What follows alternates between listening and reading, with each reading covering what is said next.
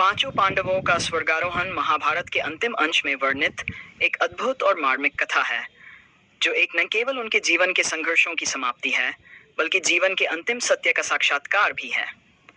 महाभारत की इस कथा में, जो कि महाकाव्य का एक अंश है, वेद व्यास ने इसे अत्यंत गूढ़ और गंभीर भावों के साथ वर्णित किया है। इस कथा के माध्यम से यह स्पष्ट होता है कि मनुष्य के जीवन की यात्रा कैसी भी हो, उसका अंत निश्चित रूप से मृत्यु में होता है, और उसके बाद ही आत्मा का परम सत्य की ओर आरोहण संभव हो पाता है। युद्ध के समापन और हस्तिनापुर के सिंहासन पर युधिष्ठिर के अभिषेक के बाद पांचों पांडव और द्रौपदी, जिन्होंने जीवन भर संघर्ष किया, राजमहल और सांसारिक सुखों का त्याग कर वन के लिए प्रस्थान करते हैं।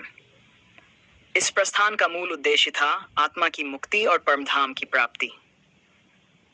युधिष्ठिर, जो धर्मराज के अवतार माने जाते हैं, ने जीवन भर धर्म का पालन किया था, और अब उनका अंतिम ध्येय था उस परमधाम की ओर प्रस्थान, जहां आत्मा परमेश्वर के सान्निध्य में निवास करती है। पांडवों का यह स्वर्गारोहण हिमालय की ऊंचाइयों की ओर था। हिमालय, जो स्वयं आध्यात्मिकता और तपस्या का प्रतीक है, वहां उन्होंने अपना अंतिम सफर तय किया। जैसे जैसे वे आगे बढ़ते गए, वैसे वैसे उनके साथ चलने वाले एक एक कर गिरते गए। द्रौपदी, जिसने 5 पतियों के साथ जीवन का उतार चढ़ाव देखा था, सबसे पहले गिर पड़ी। उसका पतन इस बात का प्रतीक था कि उसके मन में अर्जुन के प्रति विशेष अनुराग था, और ये उसकी अधूरी कामना का प्रतिफल था।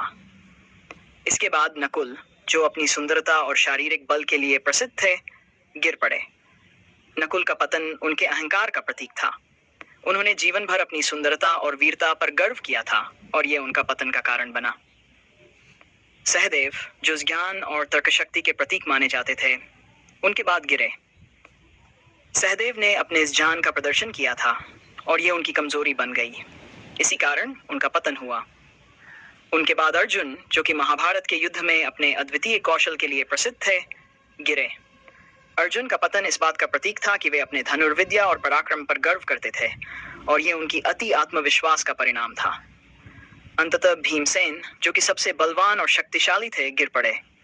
भीम का पतन उनके बल के प्रति अहंकार का प्रतीक था। उन्होंने जीवन भर अपने बल और शक्ति का प्रदर्शन किया, और यह उनकी कमजोरी बन गई। युधिष्ठिर, जो कि धर्म के प्रतीक थे, अंत तक खड़े रहे। उनके साथ केवल एक कुत्ता रह गया, जो उनके धर्म और निष्ठा का प्रतीक था। जब युधिष्ठिर ने स्वर्ग के द्वार पर पहुंचने की इच्छा जताई, तब उन्हें यह स्पष्ट किया गया कि यह कुत्ता कोई और नहीं, बल्कि धर्म का अवतार है, जो उनके साथ अंत तक चला। स्वर्गारोहण के इस आख्यान में यह संदेश निहित है कि मनुष्य के जीवन में चाहे जितनी भी सफलताएं हों, चाहे जितने भी संघर्ष हों, अंततः केवल धर्म और सत्य ही उसके साथ रहते हैं। इस कथा के माध्यम से यह भी स्पष्ट होता है कि मनुष्य के कर्म और उनके परिणाम उसके साथ जीवन के अंतिम क्षण तक रहते हैं। युधिष्ठिर का स्वर्गारोहण इस बात का प्रतीक है कि सच्चाई और धर्म के मार्ग पर चलने वाला व्यक्ति ही अंततः परमधाम को प्राप्त करता है। इस कथा के भाव में यह भी देखा जा सकता है कि पांडवों का जीवन एक संघर्षपूर्ण यात्रा थी, जिसमें उन्होंने अनेक प्रकार के कष्ट और यातनाओं का सामना किया। इस यात्रा का अंत उनके स्वर्गारोहण के रूप में होता है, जहां उन्होंने सभी सांसारिक बंधनों को त्याग दिया और आत्मा की मुक्ति की ओर अग्रसर हुए।